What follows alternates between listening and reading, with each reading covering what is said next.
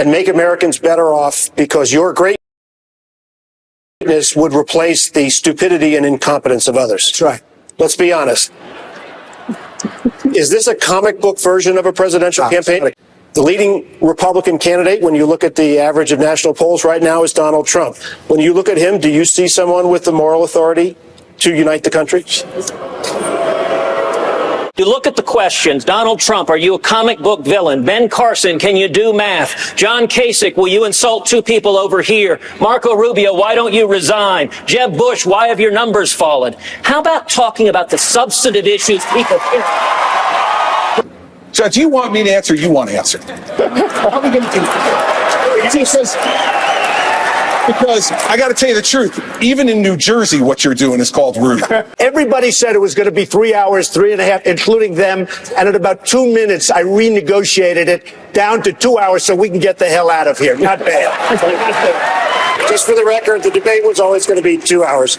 Senator Rubio. That's not right. That is absolutely not right. He also lied about CNBC. Originally had a 3-hour debate scheduled. Donald Trump said, I'm not doing 3. He said, I'm doing 2. CNBC fought. Right. Ben Carson jumped in bed with Donald Trump, so to speak. Yes. And then the two of them got the debate changed. Harwood unequivocally said it was the other way around. Right, so he's lying again. I mean, the Tax Foundation, which was alluded to earlier, scored your tax plan and concluded that you give nearly twice as much of a gain in after-tax income to the top 1% as to people in the middle of the income scale. Number one, you have people in this country. Tax Foundation, just to be clear, they said the gains after-tax income. You wrote a story on it. You had to go back and correct it. You did. I did not. Oh, you did. You were correct. You said he had to go back and correct it. He did with a tweet. We're going to put it up. There it is on October 14th. He corrected his tweet. And then last night, Scott Hodge, who is the president of the Tax Foundation, which is was the quotation there, said this: Rubio was right about his plan. Poor get larger tax benefit than the rich. And he was wrong. And he was wrong when he said that. Do you think he just got the fact wrong, or was he just trying to play fast and loose with the facts to make you look bad? He legitimately lied to Rubio and then lied basically to America. That's a big deal. Harwood should. Turns out allegedly impartial debate moderator John Harwood. Well, he was emailing the Clinton campaign starting last year. He was emailing Chairman John Podesta, and quite often some of it was talking about later on his performance at CNBC's Republican primary debate last year. Here's the quote: I imagine that Obama feels some sad, in brackets, vindication at this demonstration of Obama's years-long point about the opposition party veering off the rails. I certainly am feeling that way with respect to how I questioned Trump at our debate. More bias at our direct competitor, CNBC. What do you got, Ash? It's interesting because it is a direct question from John Harwood, who, by the way, is the chief Washington correspondent for CNBC, someone that you would think would be neutral, saying to John Podesta in this email that's just been leaked, under the subject line, what should I ask Jeb, ...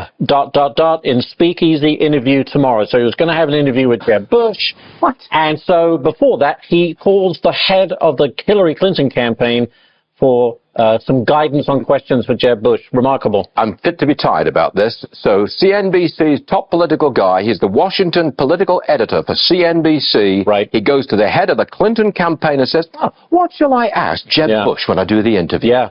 CNBC host John Harwood, who hosted a Republican debate, worked with and basically for the Clinton campaign. Harwood is still on the air. We haven't heard a comment on him, let alone an apology. Look who's with us this morning. Bob Wright. He's the former NBC Universal Chair and CEO. He knows all about NBC and John Harwood, don't you, sir?